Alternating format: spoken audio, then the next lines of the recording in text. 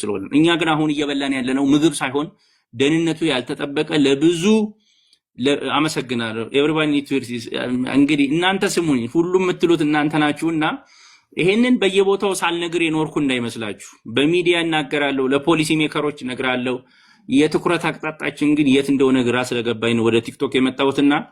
እንግዲህ በቻልኩት አላቅም ያለኝን ኃላፊነት ተወጥቻለሁ ብዬ አስባለሁና ሁላችንም ተደራጅተን አሁን እኔ ኮምፎርታብል እንዲ ተመቻችተን ቤታችን መቀመጥ የለብንም አገራችን አቃለው አዳጊ ሀገር ነች ብዙ ስራ ይጠብቅባታል ብዙ የኢኮኖሚ ስራዎች ይጠብቃታል ግን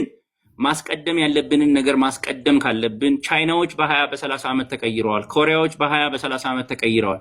ሲንጋፖሮች በ20 በ30 አመት ተቀይረዋል ቻይናዎች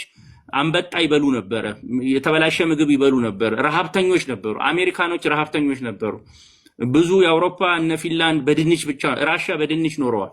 ይሄንን መቀየር እንችላለን አንዱ እንግዲህ ያው የሰላሙንም ጉዳይ የፖለቲካ ሰመምነታችንም የተማረውን ሰው መጠቀም እንደዚህ አይነት ዕውቀት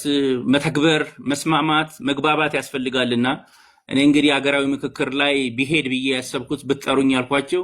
ፖለቲካውን በጠቅላላ አትተን ስለ ምግብ እንወያይ ምግብ እንዴት ምርታማነትን ጨምር የሚያባላን ምግብ አለመኖሩ ነው ምግብ ሰው በትክክል ከበላ ይረጋጋል ጦረኛ አይሆንም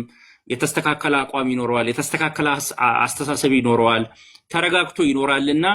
እኔ ለሁሉ ጥቅል ችግር የተለያዩ መፍትሄዎችን ቢኖር ግን ከሚቀድሙት ነገሮች ምን ይቀድማል ብትሉኝ እኔ ምግብ ሳይንቲስት ባለሙያ ስለሆንኩ ሳይሆን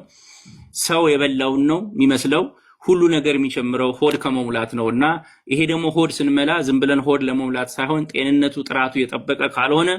ካለንበት ችግር ከመቀንጨርም መውጣት አንችልም አመሰግናለሁ እሺ እግዚአብሔር ይባርክ ታንኪዩ ስለዚህ ይሄን ጮቴን ግን